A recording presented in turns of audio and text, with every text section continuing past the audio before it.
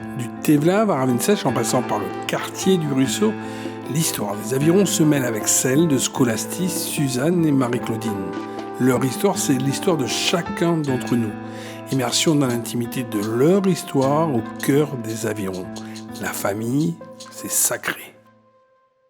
Fontaine Scholastis, la femme de M. Marius Lemerle, on dit Alphonse, c'est Alphonse Marius Lemerle.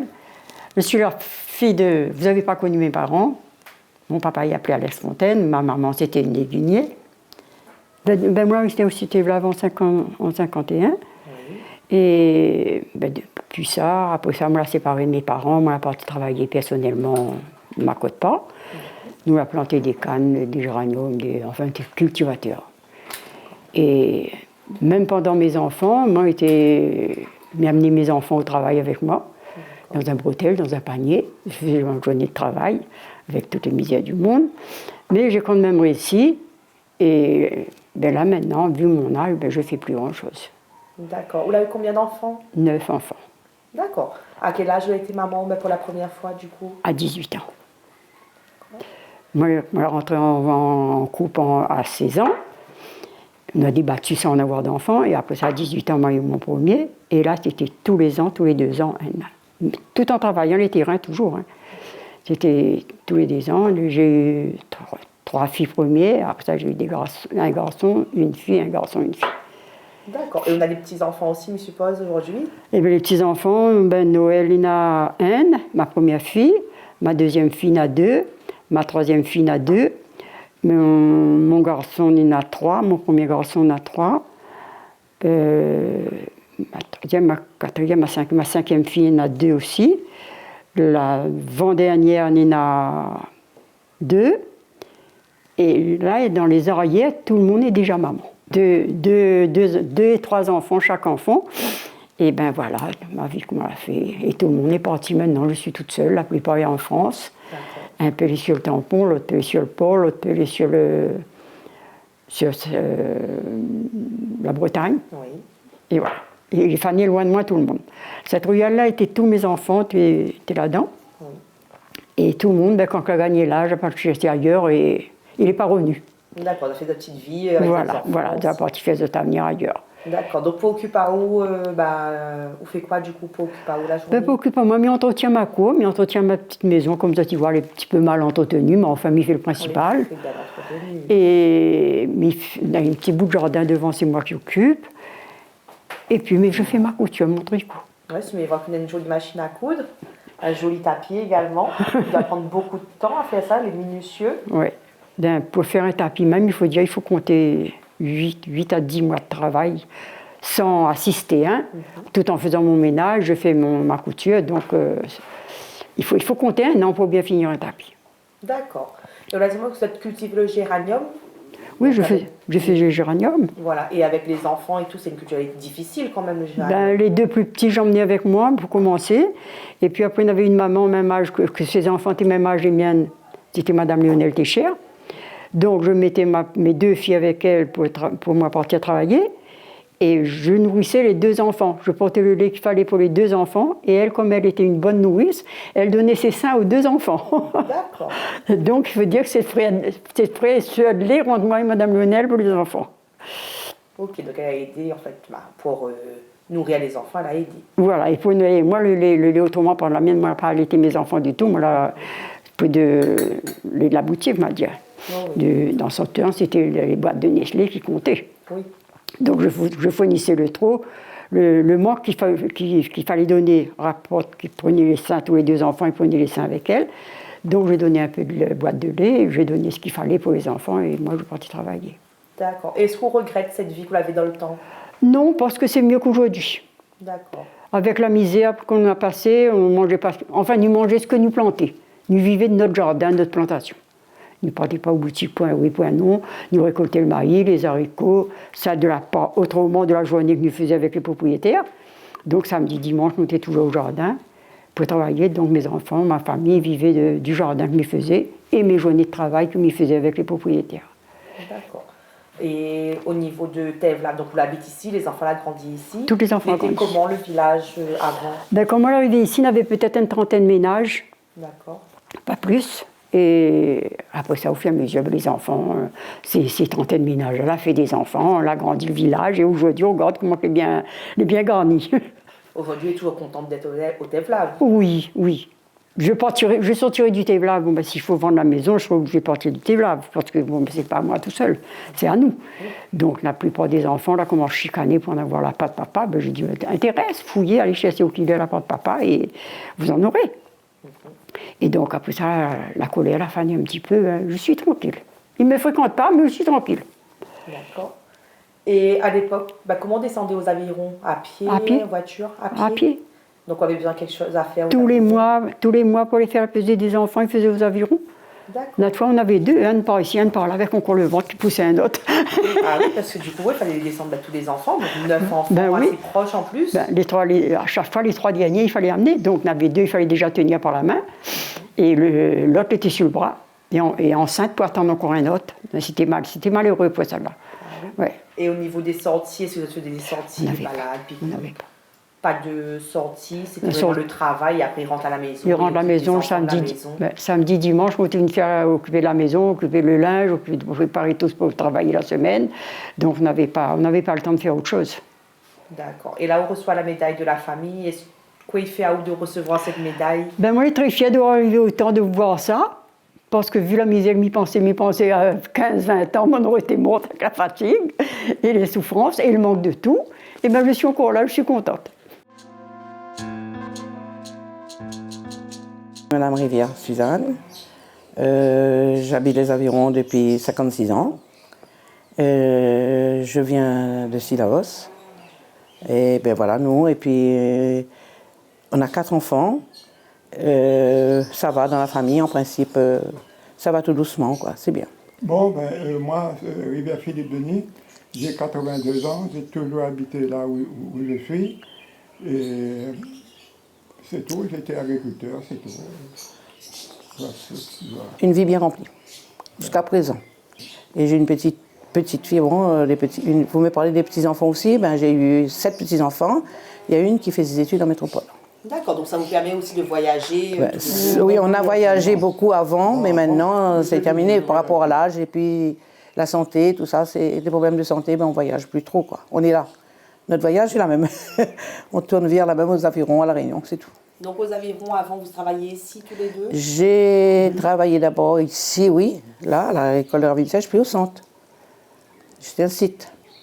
D'accord. Donc une vie bien chargée avec l'éducation des enfants. Oh oui, avec l'éducation des enfants, avec des problèmes de santé aussi, qu'il fallait gérer, avec, enfin, un tas de choses, quoi. Mais dans l'ensemble, ça s'est plutôt bien passé. C'est plutôt bien passé. Et au niveau de la vie aux Avirons avant, comment c'était votre vie? Oh, beaucoup plus calme. Plus calme. Beaucoup plus calme. On avait moins de voitures d'abord. D'abord, maintenant c'est vraiment, je vois devant chez nous là, oh là, là, plouf, plouf, à chaque instant. Vous regrettez de la vie d'avant, des Avirons? Non, je veux dire que je regrette la vie d'avant, non. Non, quand même, il faut évoluer dans la vie et il faut, non. Il y en a beaucoup trop de couleurs. Mais avant, j'aimais bien la vie d'avant. C'était simple, mais c'était pas facile aussi. Il y avait des hauts, il y avait des bas. Et le monde était Mais maintenant, avec les petits-enfants, il y a toujours des hauts et des bas. Des petits-enfants, des petits-enfants, des petits soucis, comme on dit, et des grands-enfants, des grands soucis, mais enfin bref. Mais dans l'ensemble, ça va, plutôt. Et qu'est-ce que ça vous fait aujourd'hui de recevoir la médaille de la famille? Ça me fait vraiment plaisir. Je ne m'attendais pas, surtout. Je crois que maman aussi a reçu ça longtemps. Vous nous disiez tout à l'heure, vous avez une fille qui est à Nice, Oui. Qui a fait ses études, et par contre, vous avez aussi une fille aux États-Unis. Oui, là-bas, j'ai une petite fille à Nice. Elle est ici en stage en ce moment. Elle va repartir dans une quinzaine de jours. Elle continue, elle rentre en 6e année là, de médecine. Et les États-Unis? C'est qui est là-bas? Eugénie, c'est ma fille. Ma deuxième fille. J'ai 2 filles, 2 garçons. Ma première fille est prof ici. Et la fille des États-Unis, c'est terminé. Elle est installée là-bas. Hein. Peut-être un jour à la retraite, mais je ne crois pas. Avec les enfants, les petits-enfants et tout ça. Non. Mais elle vient, elle a un pied là-bas, un pied ici. Hein. Et elle est de quel côté? Elle est à Houston. On se voit en Skype 2 fois par semaine. Et on garde les liens comme ça. Et une journée dans le temps longtemps, c'était quoi? On se lève tôt le matin, on prépare les... Ah, ben oui alors. 5h30, debout. Réveil des enfants, le petit déjeuner des enfants, le jus d'orange tous les jours. Ça, c'était vraiment réglé, quoi. Et après, ben, les enfants partaient à l'école et moi derrière. Moi aussi, puisque j'étais institut en bas. Et si vous comparez l'école d'aujourd'hui à celle d'avant, c'était quoi la mieux? Ah, l'école d'aujourd'hui. Ben, comment? Votre première mutation? Moi, j'étais à Silos d'abord. J'étais institut là-haut. Et après, quand je me suis mariée, j'ai eu ici. J'ai demandé une mutation pour les avirons. Et vous nous avez parlé de ma femme, non? Ben oui, mais quand j'étais à Silos, ça. On m'a envoyé, je n'étais pas mariée, on m'a envoyé à ma femme, à Auréa. Je n'ai pas fait longtemps, je fais 2 jours. Parce qu'il y avait des problèmes, l'école n'était pas ouverte, enfin, il y avait des problèmes de... C'était pas ça, quoi. C'était pas comme maintenant. Maintenant, tout de suite, il y a l'hélicoptère, allez, on grimpe, on appelle, on est au secouru, mais autrefois, c'était pas ça. C'était vraiment l'aventure. On vous voit bien fort avec votre mari. C'est quoi votre secret de vie? Mon secret de vie, c'est pas manger n'importe quoi, c'est pas boire n'importe quoi, et puis c'est de m'occuper, quoi. Je m'occupe toujours, malgré mon âge, je m'occupe toujours de mon ménage. Je fais toujours un peu de tricot. J'aime pas trop regarder la télé, sauf les documentaires. Et j'aime pas trop les films, les séries, tout ça, ça me dit rien. Je suis un peu musicienne aussi, je fais du piano, un petit peu de piano. J'ai formé mes enfants, j'ai une petite fille, ma petite fille qui est aux États-Unis, elle joue vraiment, vraiment au top. Mais je vais lui donner les bases. Et maintenant, après, elle est partie toute seule. Ma fille des États-Unis aussi. Je donné les bases, mais elle est partie toute seule. Mais les autres, elles n'ont pas trop aimé. Donc c'est une famille, entre guillemets, d'artistes? Un petit peu. Je fais un peu de peinture aussi. Un petit peu. Maintenant, je fais un peu moins. Mais à un moment donné, j'étais passionnée par la peinture. Je fais des tableaux, je mets aux enfants, tout ça. La lecture, non? Lecture aussi, si. Un peu de lecture aussi, quand même. Ah oui, quand même. Je fais de la lecture. Le dernier livre que vous avez... Non, je ne lis pas trop. Je lis plutôt les documentaires, les revues, mais les petits livres d'aventure. Si je vous dis ça, mais c'est rare. Les livres d'aventure, les romans et tout ça, ça ne me dit pas grand-chose parce qu'après, ça me prend tout la tête et j'aime pas. Il faut que quand je commence un livre, je le termine tout de suite. Et ça ne me va pas. Alors, je préfère prendre des petits documents, des petits trucs courts à lire. Voilà. Et on dit dans le quartier de la Ravine Sèche, l'évolution du quartier de la Ravine Sèche, c'était comment avant? C'était pas aussi bâti. Avant, c'était pas comme ça. Non, jamais. Il n'y avait pas autant de voitures, il n'y avait pas... Maintenant, dès qu'il y a un petit bout de terrain libre, allez hop, ça ne tente pas à être occupé. Il y avait l'entraide, il y avait le voisinage, non, aussi avant? Oui, oui, on se fréquentait mieux qu'avant. Et maintenant, les voisins, bonjour, bonjour. Hein. Si, on se parle, si on a l'occasion de se rencontrer, on va dire quelques mots. Mais il n'y a pas de relation, dire qu'on va chez un, chez l'autre.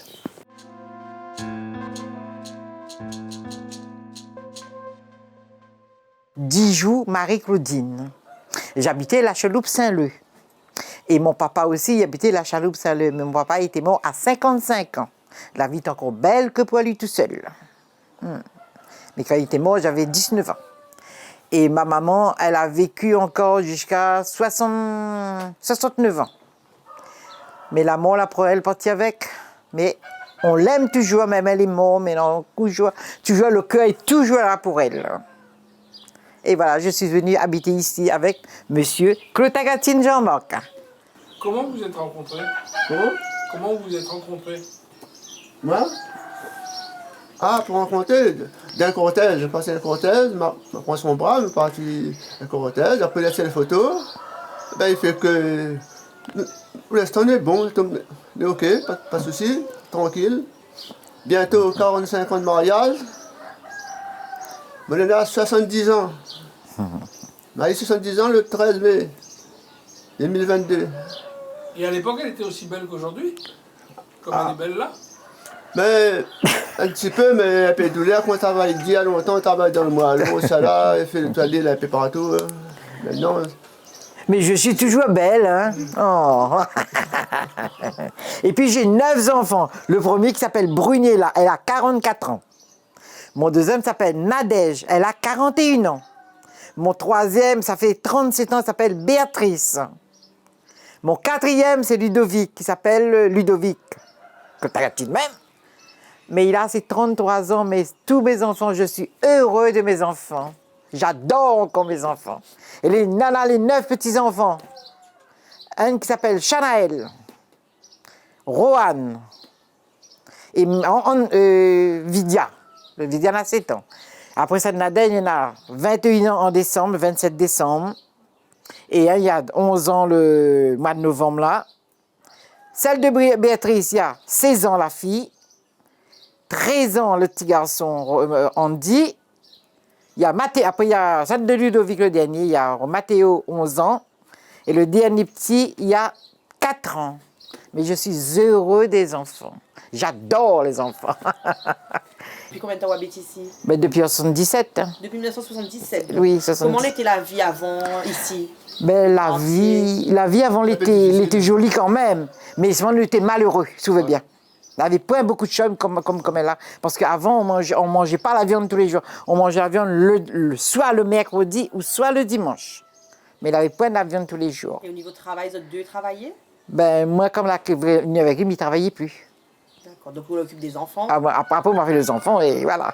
D'accord, monsieur, il travaillait... Il travaillait en l'entreprise. Il travaillait un peu dans le camp ici. Ah. Qu'est-ce que vous avez inculqué à vos enfants? Qu'est-ce que vous leur avez passé comme...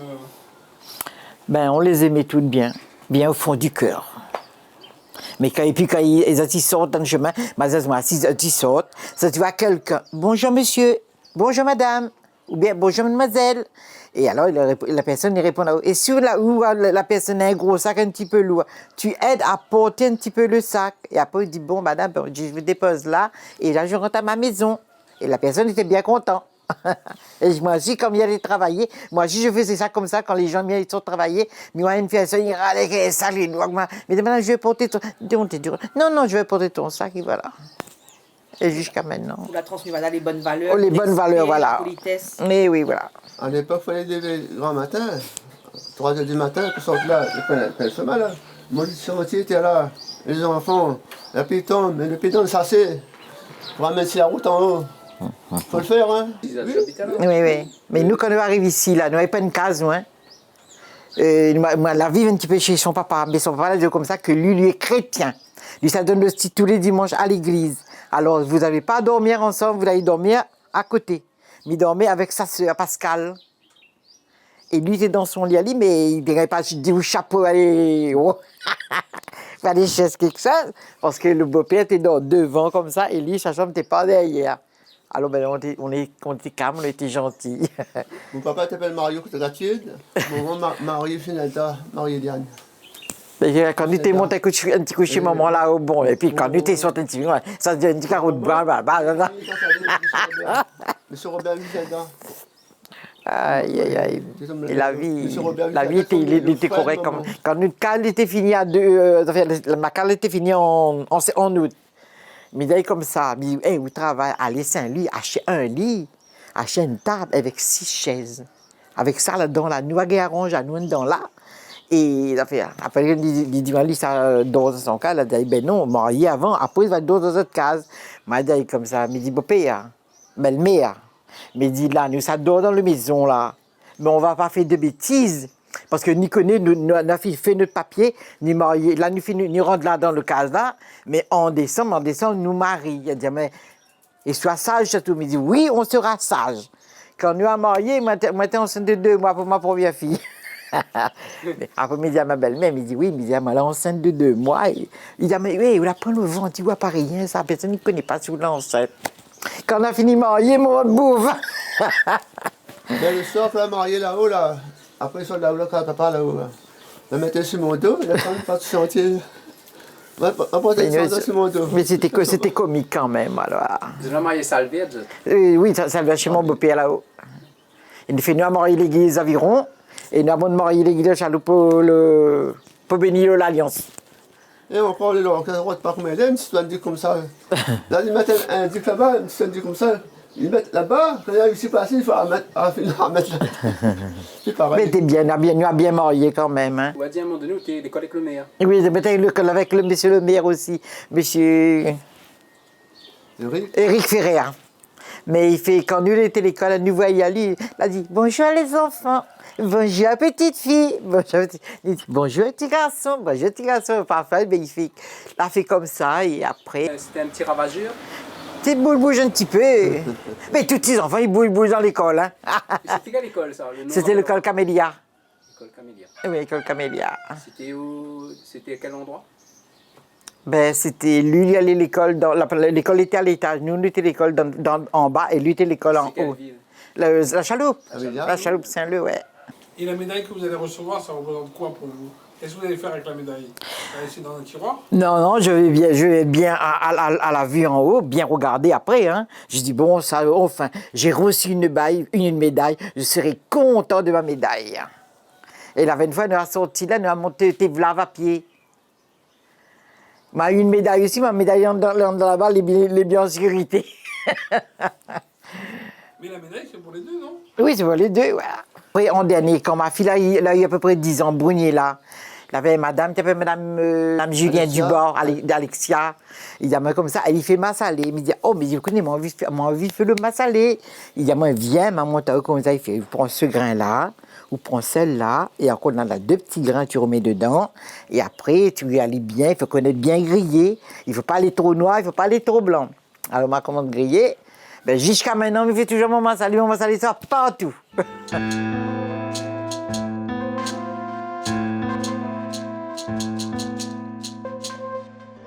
Ville les Avirons, vers un territoire durable.